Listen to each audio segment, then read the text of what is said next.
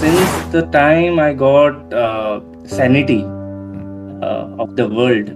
So when I was maybe 5 or 6 or maybe 7, there was no pasteurized milk. Maybe there are no Amul packaged milk or something. So we had to go to a certain community to fetch milk. That's impure. So we can't go through the village. We have to go around the village. Maybe it will double, or maybe it will increase the distance thrice. And I remember most of the times in school or whenever something happens, or my father always will advise me, never get into a quarrel. If somebody abuses you, you just say okay, okay, right? Don't be aggressive, don't be defensive, and don't get into unnecessary quarrel or something. And is considered as a social movement, but never an environmental movement, because that was an environmental justice movement, that each and everybody should get equal opportunity to drink water from the public resources.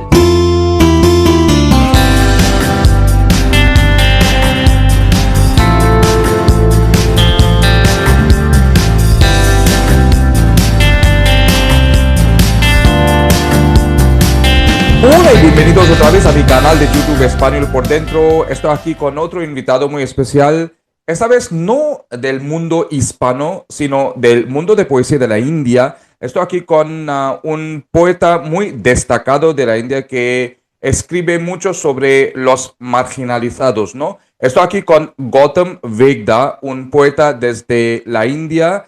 Y claro, él no sabe hablar español, así que vamos a hablar con él en inglés y esta entrevista va a ser en inglés. Gautam Vegda, thank you so much for being on my show. It's an absolute pleasure to have you.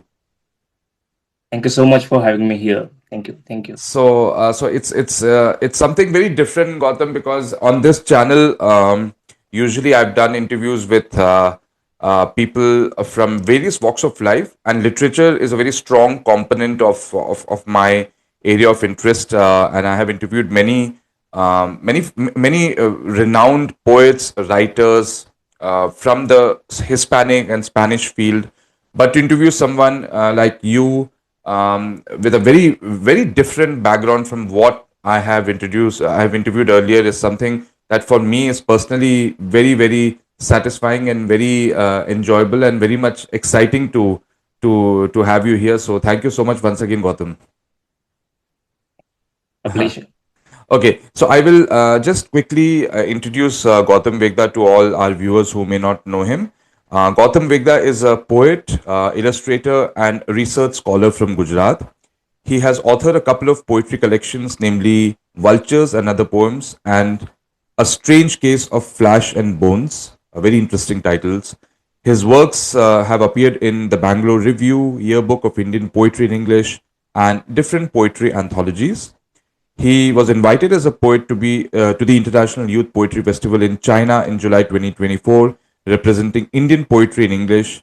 He has been a part of many prestigious literature festivals like Bangalore Poetry Festival and Ahmedabad International Literature Festival. He has taught a variety of subjects at India's premier institutions like IIT Gandhinagar, NID Bangalore, NID Ahmedabad, and Gujarat Vidyapeeth. With such a varied range of work and experience that Gautam has, it's an absolute pleasure to have Gautam once again. Thank you so much, Gautam. So Gautam, firstly, we are also going to be reciting three of Gautam's poems, which I've had the honor and pleasure of translating into Spanish. So we will be doing the recitation in both English and Spanish towards the end of this chat. And before, would like to just start, Gautam, by asking you a little bit about your journey in writing, about the Dalits, your interest in Dalit literature and Dalit studies. How did that come up?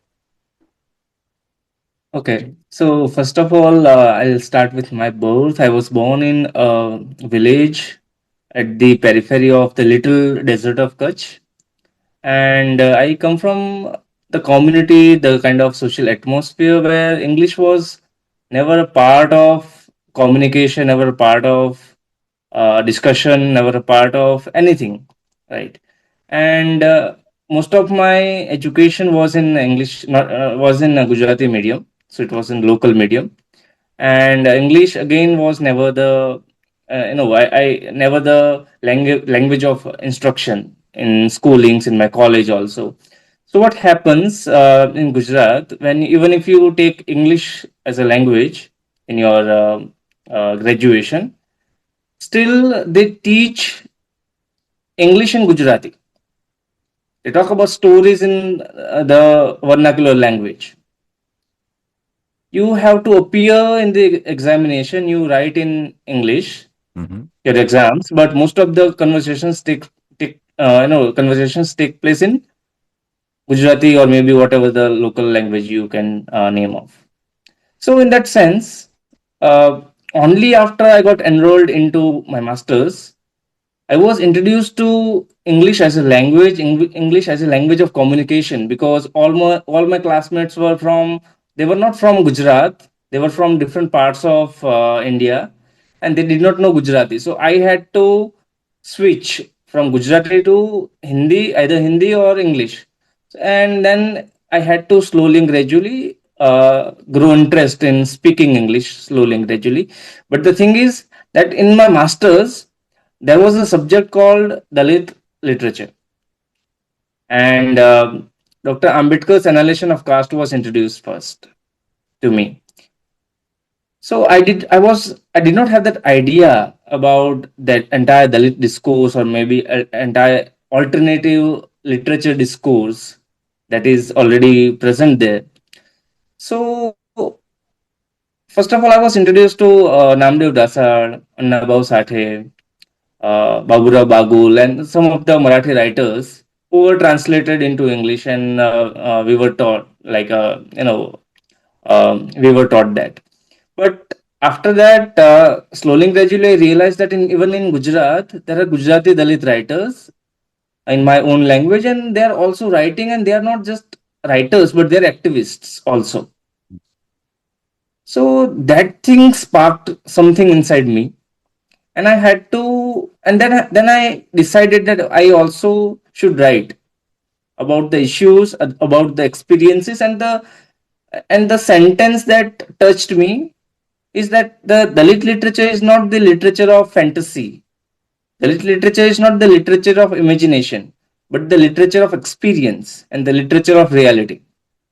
And then I decided to express my experiences in a language which was gate kept, or in a language which is not accessible to the marginalized communities, and systematically it is gate kept uh, in order to restrict certain communities to learn it, right? So it is a systematic thing, and writing in English was a political weapon for me, because the language, because before it was Sanskrit, not allowed, prohibited for certain communities, and was only having access for certain communities. So again, writing in English is, again, I know Gujarati, I know Hindi, I can write in those languages as well, but writing in English can break those regional boundaries, as well as this idea of exclusion, the idea of segregation. So that's why I write in English, and that's why I chose to write on the subjects of the Dalits, because there are very few Dalit writers who writes in English in India. Mm. Yes. Yeah. Very, very interesting. So while you started writing about Dalits and about their experiences, how much of Gautam, your own personal experiences sort of shaped your writing? Could you give some, and if you're comfortable with it, some sort of anecdotes or experiences that you've had, which sort of really come up very clearly in your poems, some personal experiences that you would like to share. There are so many. There are so many. Since the time I got sanity of the world. So when I was maybe 5 or 6 or maybe 7, there was no pasteurized milk. Maybe there are no Amul packaged milk or something. So we had to go to a certain community to fetch milk. So my mother, my father used to used to send me to fetch milk. So when you go there, so you have to wait. Maybe they say that you wait. They're just milking, so you just wait there for maybe half an hour, maybe 15 minutes. So you have to stand. So there is a sitting, but you can't sit there because you are not allowed to sit on their charpai or something like that. So you have to sit. So when you get the milk, you have to pay some money, maybe 1 rupee or 2 rupee. Then I'm just talking about 1999 or maybe 2001. You have to put money on the floor, or maybe you have to drop from this distance. You can't put your money like this. So that untouchability, that connection, that touch, that purity and impurity was so much the part of everyday life. So they will always say कि ओ बेटा बेटा ऊपर से डालना, यहाँ पे नीचे रख दो, but something like that. So you just drop it from above, and you just put it on the floor. They will not ask, they will not allow us to even touch. Then another thing which I would want to mention here is the funeral procession. So when this funeral is taking place, so there is a straight way through my village. You have to reach to the burial ground. Maybe let's say it is 1 kilometer, but our body or our dead bodies are considered as impure. So we can't go through the village. We have to go around the village. Maybe it will double, or maybe it will increase the distance thrice with our dead bodies, and we'll have to go around the village. Can't go through the village, and because they feel that we should not pollute the main streets, because there is also a Jain temple, there is also Ram Mandir, there is also something on the main street. So you should not go with your funeral procession. You have to go around. So we even today, if you come to my village, no Dalits will dare. Everybody, every community from my village will go through the village main road, but we have to go around and complete our funeral rites or last rites. Another thing that my mother in 2004 started opened up a shop, a tailoring shop, and she was the first woman of the village, not the Dalit woman, the first woman in my village who opened up a shop and run by her own. And there was a huge uproar. There were also some non-Dalits who were in the support, but a majority was against us, and a lot of things took place that shook her from within, and a lot of protests took place silently, indirectly, systematic way. So a Dalit entering a village, not only entering a village, but also breaking the caste professions, because my mother, I remember my mother used to drag dead cattle. That's why it will be reflected in my poem Teachers. She was working as a construction worker, a laborer. So I see that there was a constant social mobility, at least in terms of profession, that the caste profession was to drag dead cattle and eat it and clean it with vultures. But slowly, gradually, she went to the fields, then she went to the construction site, and then she started to learn tailoring, and she opened up a shop. So there was this upward mobility. Now, the thing is that a woman, or maybe a Dalit woman, uh, on the top of that, opening a shop in the village, being a first woman of the village to open up a shop and running by her own. was an act of resilience, resistance, and disobedience. So it is. These are some of the examples. A lot of things takes place. Our crematorium is different. When we drink, when we go for the construction work, or maybe a labor work in somebody else's field as a laborer. Mm, So we are not offered a tumbler or maybe a glass of water. So there's a dilapidated ball, right? So there's a ball, and in that ball you have to drink. So drinking at that ball, maybe your thirst may be quenched, but that is the symbol, that is the sign of exclusion as well as humiliation, mm, that you have to drink in the ball only, you can't drink in the glass. And that is also one of the identity markers of the Dalits, drinking in a ball, in the ball that they are also eating. In the same bowl, they also have to drink water from, or maybe a tea from. So a lot of things take place, and I was very much there looking at them. So a lot of poems are written on this. mm, I have written maybe at least 10 to 15 poems on the like that deformed kind of uh, ball. ball. But the Mm, thing is, it is still there. The barbers even today don't cut our hairs.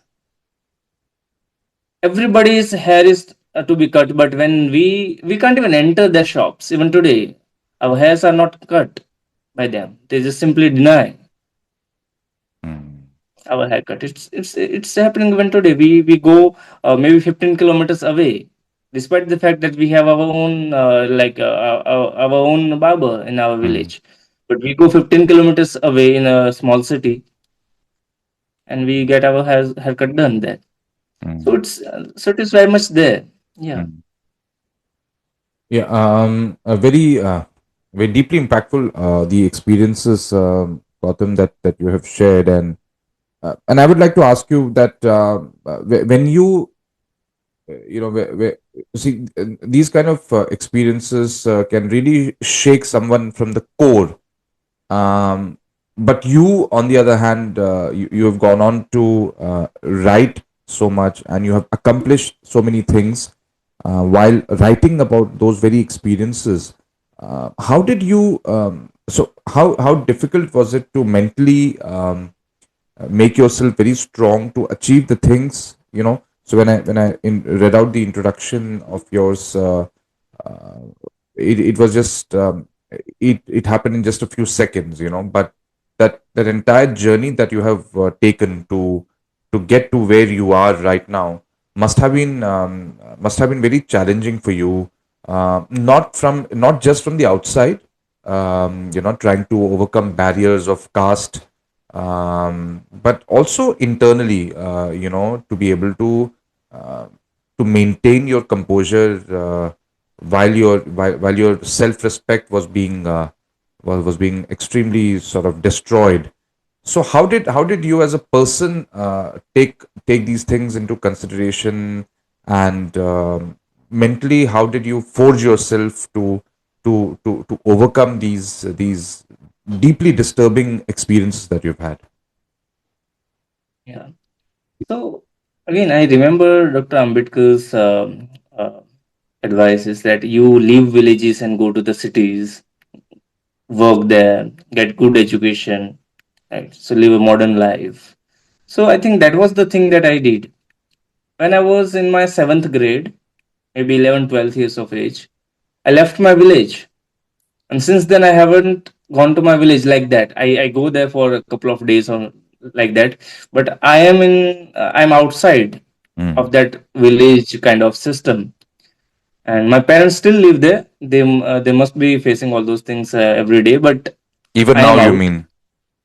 Even now, that's what I'm Mm, saying, that mm, even today I go, and no matter how well I do in my life, if I visit a lot of countries, whatever, but the moment I go in my village for a haircut, they will simply deny. They will simply not. They, even if they know who am I, as a professor, maybe as a poet, maybe as a famous person, something, whatever. but they will just remember me as somebody who is from the certain community. And they also use derogatory words to name us or to call us. And these are the words which are unconstitutional, but still it is very much used. It is very much in usage. People use it. People just call it, okay, okay, these people are these, right? And we don't cut their hairs. So that is the case. Even temple entries even today prohibited. I think in my village there are 4 to 5 big temples are there: the Mahadev temples, the Rama temples, the Hanuman temples, and all temples, Jain temples. So I don't remember anybody entering those premises, temple premises. So those right to God, or maybe a lot of things, right to get haircut, right to live a respectable life, right to die. When I say this funeral procession, right to die respectfully, right to get cremated or right to get buried respectfully is also a challenge even today. So in terms of my journey, I think that thing helped me a lot when I got out of village and started to study in a good environment, a better education, better quality of education, better teachers, better environment. But the thing is, my decision to choose English as a language gave me a great exposure. I was exposed to a lot of writers, world history, literature, most importantly.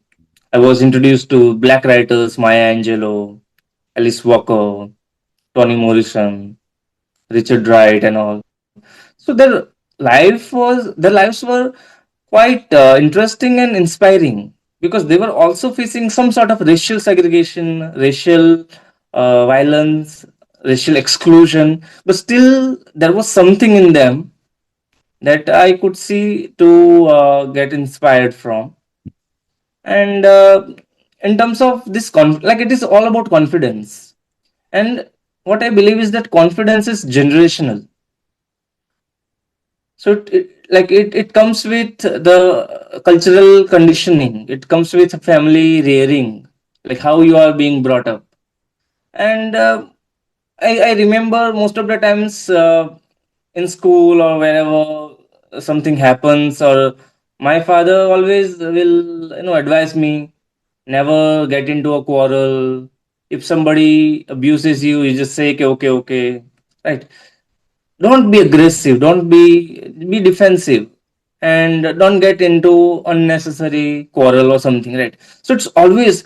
And I also know some of my friends, my classmates, their father used to say, don't worry, go, you just beat them up, you just, I'm there, don't worry. So again, things are generational, things are quite cultural, and this conditioning is something that that creates, that stimulates that confidence in you to walk, to speak, to interact, and all.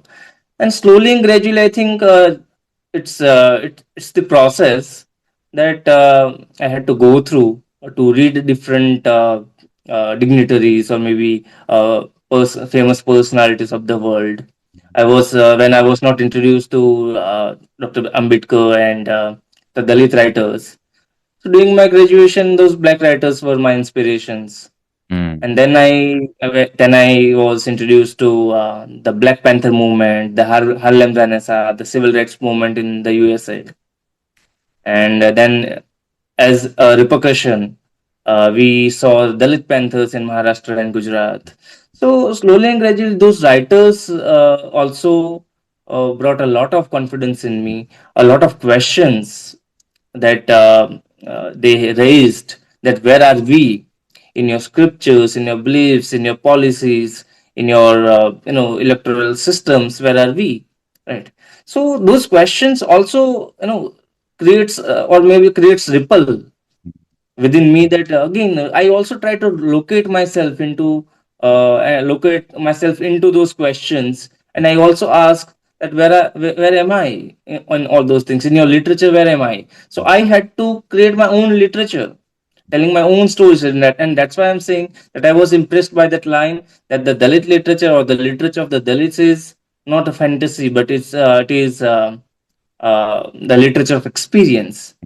And those experiences largely people avoid to talk about because it's always humiliating or maybe traumatic, and you don't want to remind yourself of that, and you also don't want to reveal those things that you and your family members used to drag that cattle and dead animals, you used to eat that.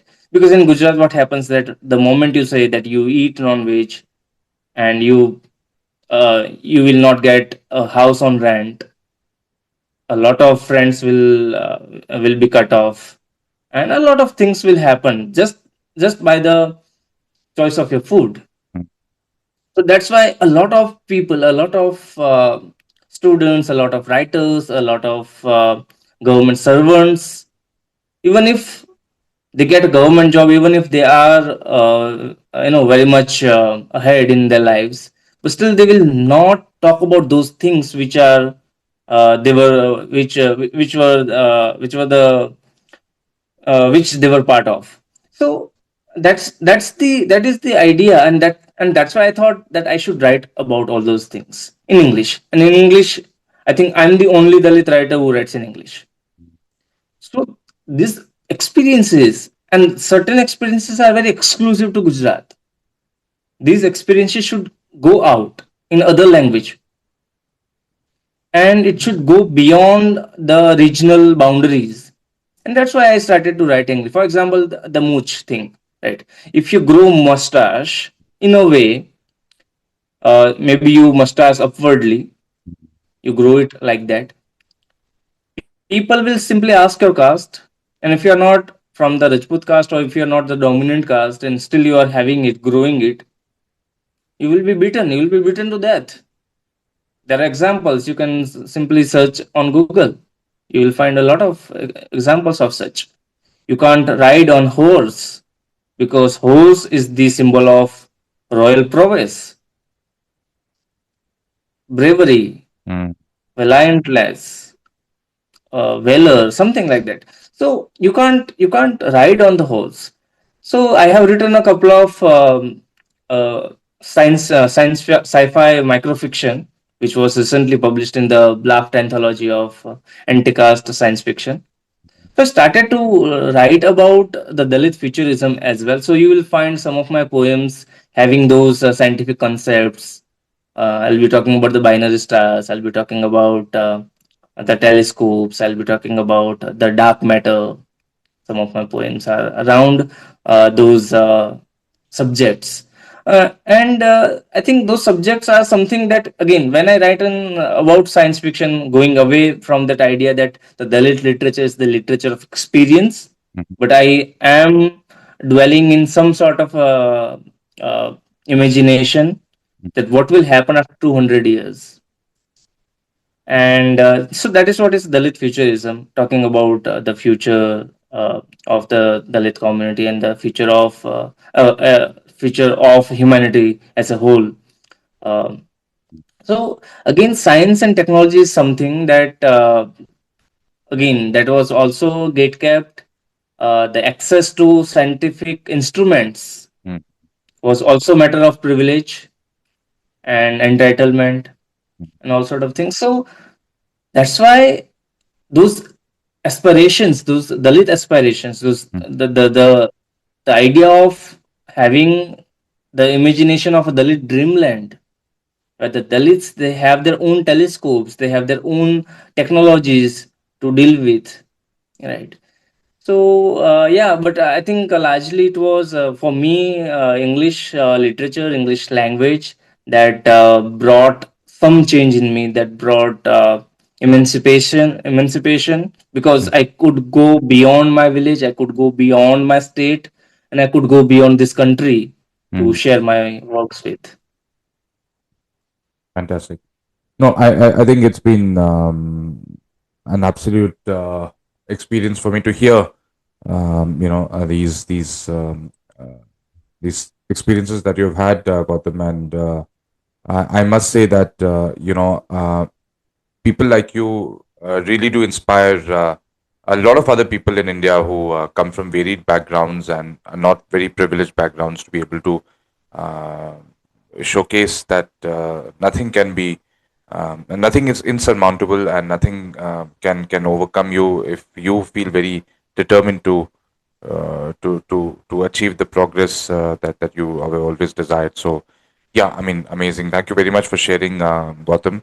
Now, I would like to ask you a little bit before we go into the poems, a little bit about your current research topic in terms of your PhD. Could you share with us a little bit about your PhD topic? What are you researching about, and just a little bit about that? Yeah. Yes. So right now I'm working on a PhD thesis on environmental justice. So there is one idea that there should be an equal distribution of natural resources, the public resources. And since we have been talking about the climate change and global warming, right, as a as a repercussion of human actions, Anthropocene, that's what we call it. But again, in Indian environmentalism, there is an absolute caste that moderates Indian environment, that regulates certain norms, that keeps certain community at the margin of the environment. So this idea of this romantic idea, this green environment, this romantic environment, or maybe nature is romantic and beautiful and serene, is a quite mainstream idea, and that we have been seeing in the literature. Maybe you take it a classic literature or whatever kind of literature. So nature is an inseparable part, and green romantic nature is very much there. If you read Kalidas, and also you'll find even more of them. But again, the question is, where are we? Why are you not talking about vultures? Why are you talking about peacocks? Why are you talking about the koyals? Why are you talking about the birds of aesthetics? Where are vultures? And when you talk about vultures, even in our scriptures, so the vulture is, if you we take the Ramayana, the vulture is the king of vultures, and it's very romantic representation of a vulture as a species. But what we actually interacted, my family members, my grandfathers, and my ancestors, Mhm. they actually they were actually in contact with vultures, the physical vultures. They knew them closely. They used to eat together. They used to coexist, cohabitate, and they used to share the same habits of eating dead cattle. So again, all those things no one is going to talk about. Why these writers never talked about the vultures? Even William Wordsworth talks about somebody, a solitary ripper, a very famous poem. So again, the solitary ripper is singing something. He's saying that he, like, she's singing something, but he doesn't know what the song is about. But he is representing that lady, like the world is beautiful. But for her, that world might not be beautiful. She must be singing the song of sadness or grief or some loss. We don't know, but only because it is melodious, it is a sweet song, and the environment is or the nature is beautiful, it is not the case. So I think that girl should write or tell her own story. So again, when I say that, when we talk about environment, the nature, so where are we? Where is our environment? Where is vulture? Where is wild boar? Where are stray dogs? Where are pigs? And these are the animals which are uh, in a sense plummeted down to a level that people don't even consider them mostly, so there are stray dogs, there are pigs and wild boars, or maybe crows, or some other birds that they live in the proximity of the Dalits, because they also reap and um do the tanning and everything like that. So they will have some kind of benefit there in terms of food, in terms of survival and all. So I write about the stories, the lived experiences that the Dalit writers have weaved in the stories, in their literature. So when we talk about vultures, so those vultures are not only a species, but it contains a social history of the Dalit community. That stink, that the color, the voice, the sounds, and everything is, and sometimes it is pre-linguistics, because it's not about the words that the Dalits they have written in the words, into words, but I think those grunts of the vultures, or maybe their aviation intelligence, that the Dalits, they when they look up in the sky and they say that, okay, there are four vultures, or maybe there are two vultures, so maybe there is a goat, or maybe a dog died. But if there are 10, 20, 25 vultures, a big committee of vulture is hovering over like our heads, which means there is a buffalo or a cow or a bigger animal, right? So those tacit knowledge, that Dalit epistemology, that Dalit knowledge system, or maybe the wisdom that they have accumulated through ages, is something that we never talk about. So what? So who will be talking about this exclusive environment, exclusive ecology? So I'm working on those stories that they talk about, like in the form of the architecture of exclusion, right? The well, the street, the pond, and we you will find a lot of examples. For example, Ambedkar's uh, movement of Mahar Satyagraha. Mhm. So to gain access for the Dalits for to drink water from the Chavdar tank. But if you will see, you will notice that this particular movement is taught and is considered as a social movement, but never an environmental movement, because that was an environmental justice movement, that each and everybody should get equal opportunity to drink water from the public resources or the public places, like the public pond and public well and things like that. Mhm. So when the Indian history is written on environment, so Dalits are systematically excluded. A lot of things have been written, but these things are systematically omitted. So I think I consider it as my duty to tell the story of my own, to reveal a different alternative ecology that no one is talking about, and that's what I'm doing in my research. Fantastic. Really interesting, the research topic, Gautam, and I wish you all the best for a successful defense of the thesis as well. So, yeah, now we can go into the three poems that Gautam has been very kind to allow me to translate into Spanish. So we'll start with that. Just give me 1 minute. I'll get the poems ready here. Yeah.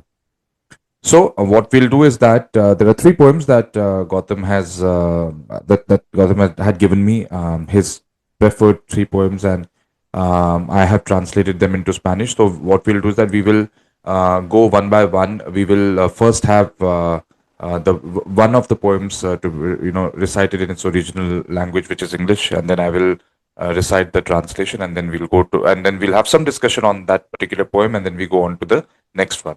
So, Gautam, the first poem I think that we can look at is Teachers. Shall we do that? Yes, yes. Yeah. Thank you. So, yeah, please go ahead and read the read your poem. Yeah. Thank you. Teachers, what did I aspire to learn? What was I compelled to learn? Teachers are everywhere, wanting to teach us a lesson. I desired to study black holes. I was offered a manhole instead. I desired to study anatomy. I was offered dead cattle to skin and eviscerate instead. I desired to study sociology. I was ostracized for centuries instead.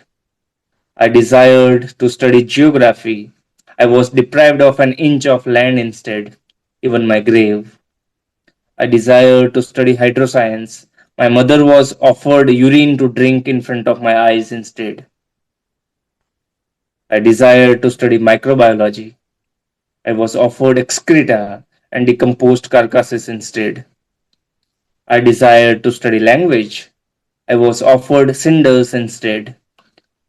Now I desire to write and write, but pages are so brittle to bear the weight of history. The ink has been frozen too. I am taught so much, but I don't want to be a teacher. Yeah. A very powerful poem, I must say. And, the title of the poem is very much the profession that I'm into for many, many years. A profession that I am passionate about, majorly because of the subject that I teach. Um, and then to come to see this kind of an experience of such a profession is something that can really jolt you. Especially if you are not from a particular community or a caste. So I think when I translated during the experience of just reading the poem itself, it was something that made me think about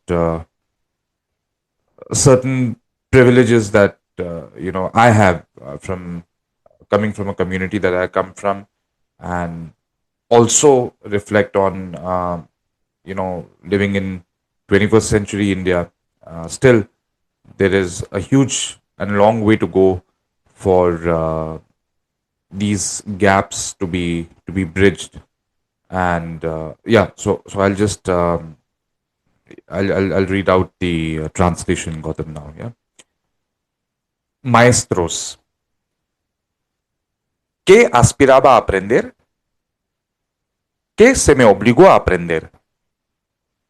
Maestros están por todas partes, queriendo a enseñaros una lección. Deseaba estudiar el agujero negro. En su lugar me ofrecieron un pozo. Deseaba estudiar anatomía. En su lugar me ofrecieron reses muertos para despellejar y eviscerar.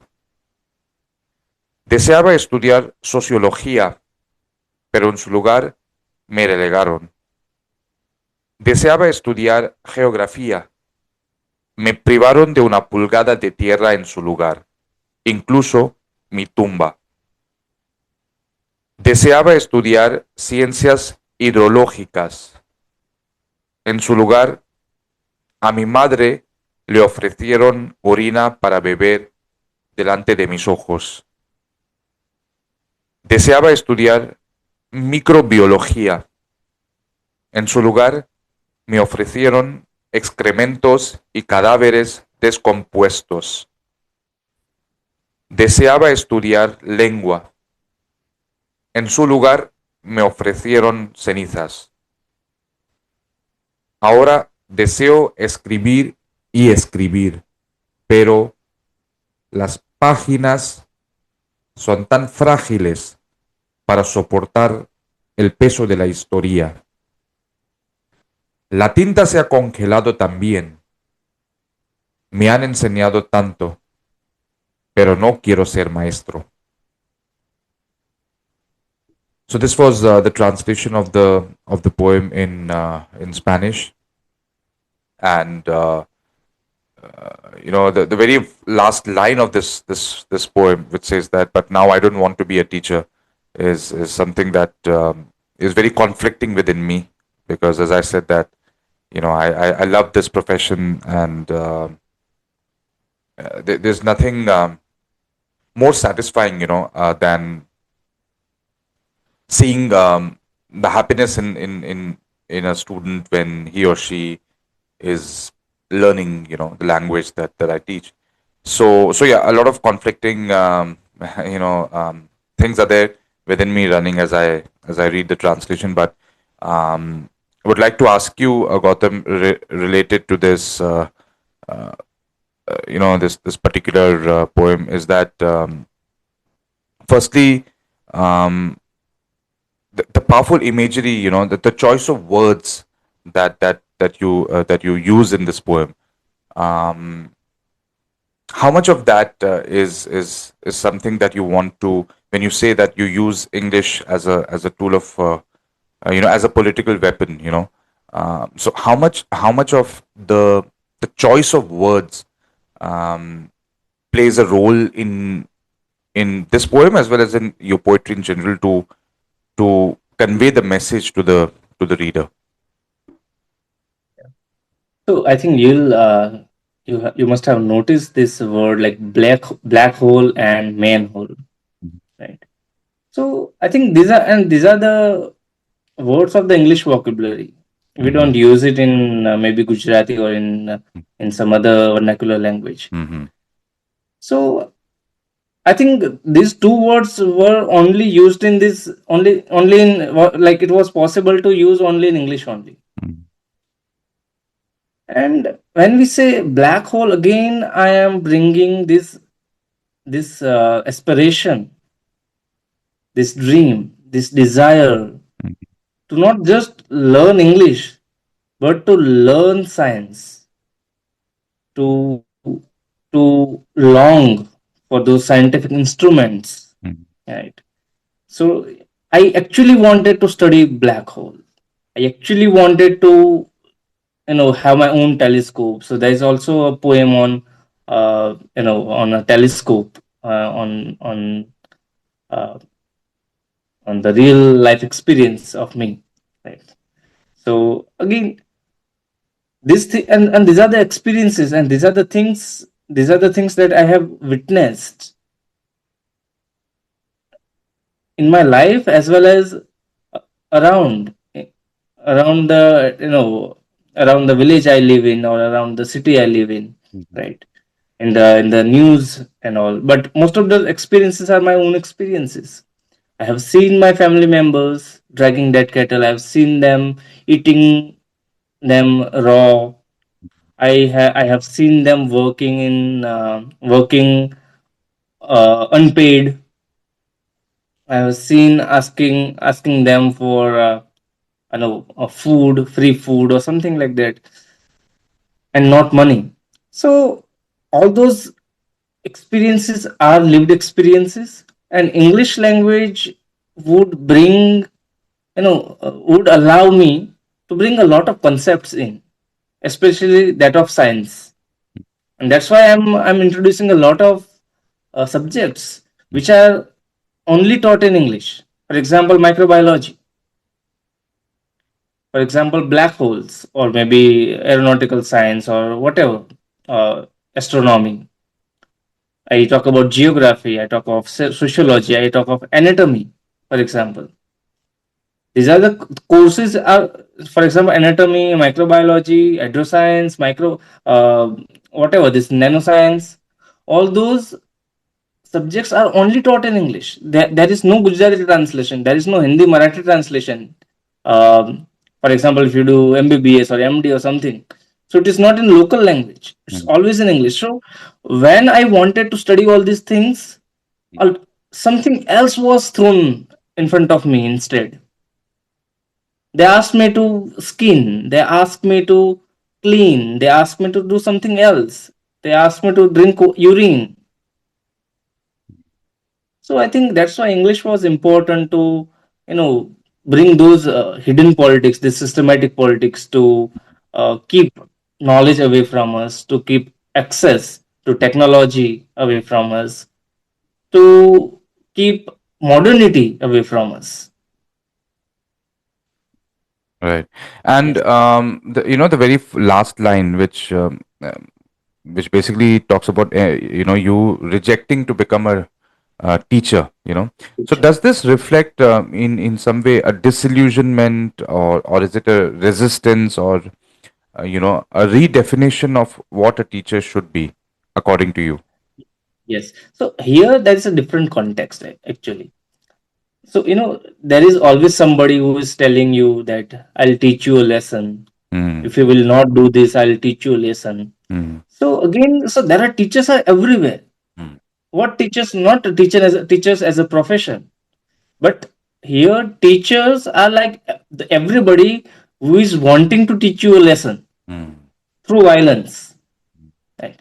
So here I'll say that for centuries, what actually I wanted to do, what you offered is no, is cruel. It's pathetic, and it is full of violence. But still, you did all these things to me for centuries. But still, you see, you taught me so much. But I don't want to be a teacher. I will not do this to you. I have this quality of compassion that I have that again the Buddhist discourse comes here again, the Navayana, the Ambedkarite discourse, where where I will say that okay, so we have this idea of compassion, this idea of Maitreyi. So we don't want to be a teacher. You did a lot of horrible things to us. Okay, you did it. You did all these things that I have already made you count. But okay, I'm taught so much, but I don't want to be a teacher. I don't want to be an oppressor, because there is always, the masters and slave. But when slaves gets an opportunity, becomes mm, master. mm. So I don't want to be a master. So it was in that context. Interesting. Great. So we move to the next poem, which is basically it's talking about you know the labor pain.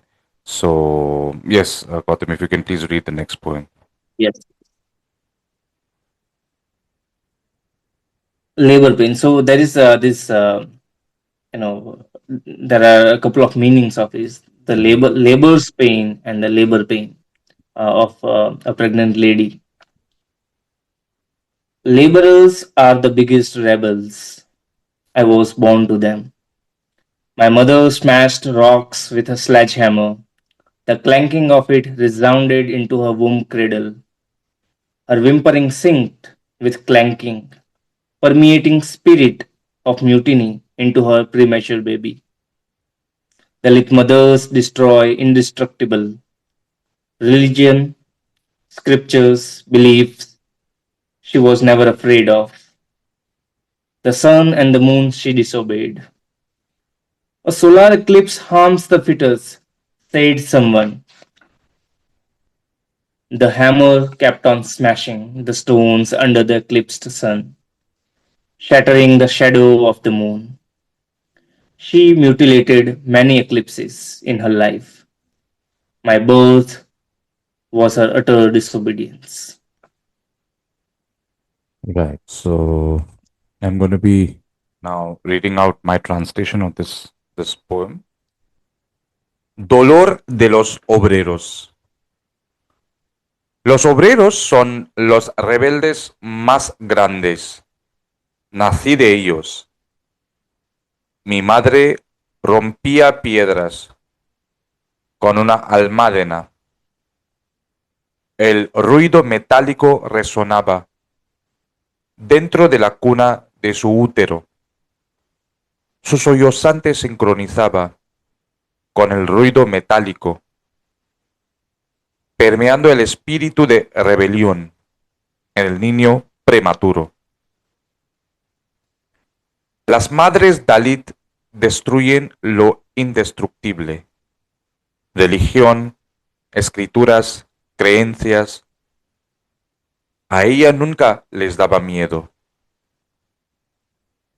Desobedecía el sol y la luna. Un eclipse solar daña feto, dijo alguien. La almádena seguía rompiendo las piedras bajo el sol eclipsado, destrozando a la sombra de la luna. Ella mutiló muchos eclipses. Mi nacimiento era su desobediencia absoluta. So, I think again, it talks about the power of a mother, and I really liked the very last line again of this poem, which is, "My birth was her utter disobedience." Um, so my question to you here, in terms of this poetry is that, this poem rather, is that, so the again the imagery. You see the imagery of eclipses and disobedience. It's very powerful. So what role does, Gautam, I would like to ask you, what role does defying superstition play in shaping identity in your poem? Yes. So here, I think I'm talking about the laborers. Mm-hmm. So again, it is also largely encompassing the working class. Mm-hmm. You see that these laborers, they they are on daily wages. Mm-hmm. They earn and they eat. They earn and they eat. Mm-hmm. If they don't go out, if they fear superstition, if they Mm-hmm. fear the sun and the moon, if they Mm-hmm. fear maybe astrology or something, Mm-hmm. what would they eat? What would their children eat? Mm-hmm. So despite the fact a lot of superstitions are around, they go out working. So if you see that there are a lot of women, because that's what I have witnessed in Gujarat, a lot of tribal women, a lot of Dalit women, a lot of laborers, women, they are already 9 months pregnant. So they are not visiting nursing home. They are not doing any sort of scanning and any sort of The treatments or anything. the regular They checkups that. simply, Mm, yes, yeah. that's required, but they just simply work. Even in the last stage, last phase of the pregnancy, they work. They don't care whether it is the solar eclipse or the lunar eclipse or something, maybe Amavasya, right? On that Mm, particular day, Amavasya, it's a no moon night. mm, Most of the people, most of the laborers don't work in villages. In my village, mm, they say that okay, Amavasya till today is today is day off, mm, so they won't work on that day. So, but maybe some of the laborers who can afford to do mm, that only will do it, but otherwise everybody works. mm, Everybody works despite the fact that there are superstitions, there are that there is this fear business going on, but mhm, people of this community, of this class, of this background will work. So that's why I asked my mother that did you remember that on solar eclipse or some of these days you didn't go out or something like that. She said no, no, we don't even know that when the solar eclipse was or the lunar eclipse was. They used to work. mm, So here what I'm saying is that these mothers, they have this power to not just challenge superstitions that are created by men, but they also they do the disobedience towards the sun and the moon and one of the biggest cosmic bodies that are around in the sky. So they kept on smashing the stones because she was a construction worker, so smashing the stones because that was the image that I was grown up seeing my mm, mother. mm, So when it is a solar eclipse, so the shadow of the moon will fall upon a piece of earth. mm, So when she breaks the stone, so it is not just the stone is being broken. mm, It's the shadow of the moon is being broken. It is the eclipse that is being broken, and that is the utter disobedience that is there. So a mm, lot of people say that when you are pregnant or something, so you should not go out. mm, So there can be a different logic of certain people, but mostly people say that if you go out, then your baby will be born deformed or something mm, of lower IQ, or maybe of lower mental capacity, or something like that. mm, Some deformity will be there. So that's why a solar eclipse harmed the fetus, said someone, right? mm, But again, she kept on working. She kept on smashing the stones, kept on disregarding the sun and the moon and the eclipse and whatever the beliefs are going around, because she wanted to protect me. mm, She wanted to create a better future for me. She wanted to, nourish me, and for that she has to work to earn some money to nourish me. So she kept on doing that. So that's why I said that she mutilated many eclipses in her lifetime, a lot of. And still, somebody said that your baby will be born deformed if you will keep on working under the eclipsed sun. She gave birth to me, and I was fully fit, and my birth was a utter disobedience. Right. So how, like, the power of mother, the power of laborers, the power of the working class is such that they can, go beyond the sun and the mm. moon. So yeah. Right. Fantastic. And now we come towards the last poem now, Gautam. So Yes. this poem is called "The Binary Stars." So I'd Yes. like you to please read your original poem first. Yes.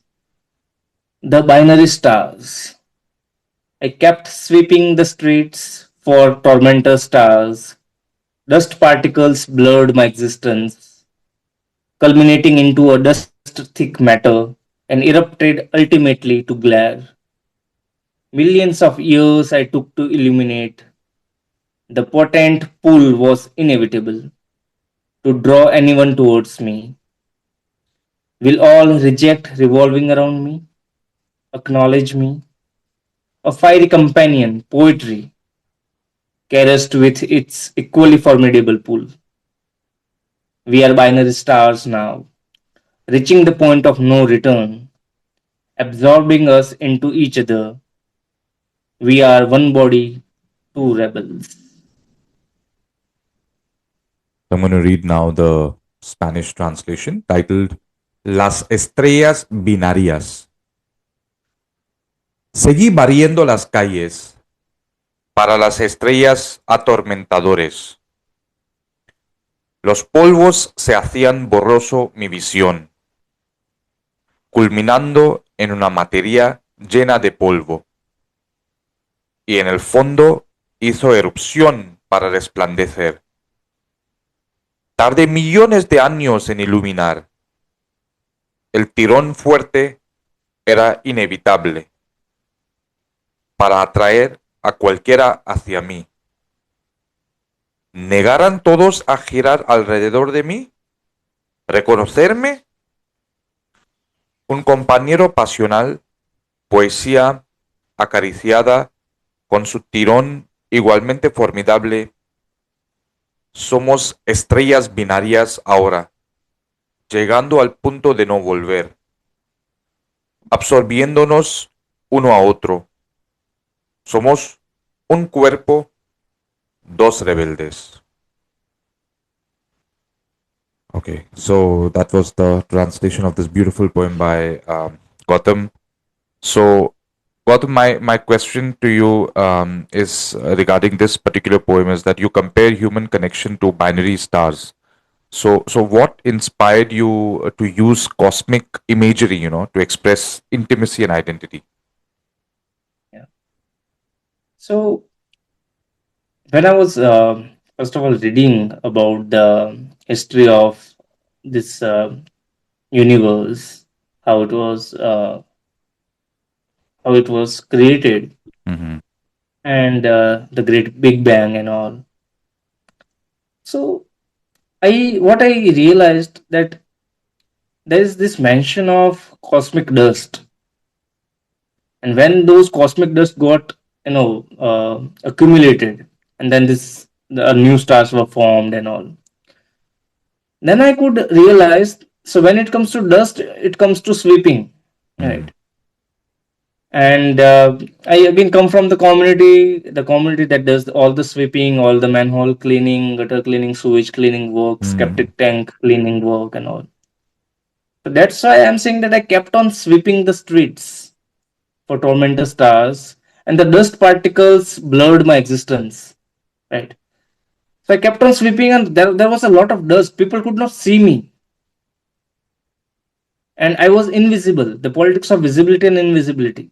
mm, So again, this is also some sort of visibility that I'm getting as a poet, as an as an individual on your channel, on a social media or somewhere. But before that, maybe when I was in my village or somewhere, maybe centuries ago, somebody from my community, they used to sweep for the tormentor stars. So when I say tormentor stars, the oppressors. So I used to sweep for them, and a lot of dust was raised and blurred my own existence. But at last, they got accumulated, and I became a dust thick matter.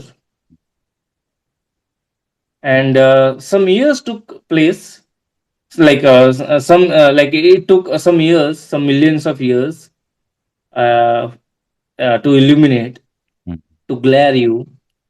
But slowly and gradually, slowly and gradually, those cosmic dust I accumulated, and slowly and gradually, I created that formidable pull, that inevitable pull, that I can attract people. I can at least I can at least, you know, get your attention towards me with the dazzle that I have created within me, with the energy that I have accumulated for all these years. So now when I talk about the binary stars, so sometimes what happens that binary stars revolve around each other's gravity, mm, but sometimes they get together. Sometimes they get absorbed into one another. So now I am at the space at a stage that when they are away, but when they are connected, still they are different entities, but when there is some connection, they are getting inside into each other. So when I talk about poetry, so I said that we are at the point of no return. Now we are connected, we are absorbed by each other, and I think we are not going to get separated. So I wanted some companion who can stay with me, who can revolve around me, who can acknowledge me. And nobody acknowledged me. Nobody gave me that visibility. Nobody showed me that loyalty. So only poetry came to me with the same equal formidable pull, and that inevitable pull that I'm talking about here. And I could only uh, resemble whatever the energy I am having mm, that with poetry. And then I'm saying that we are the binary stars now, I and poetry. I could not find somebody who can caress me. Only the poetry caressed me. And we have reached the point of no return. mm, And we have already absorbed us into each other. And we are one body. So right now, I and poetry inside me, we are one body, but two rebels. So in that sense, so the thing is, my journey of being poet is not just like that, but it also has a lot of a larger history, just like the history of Big Bang.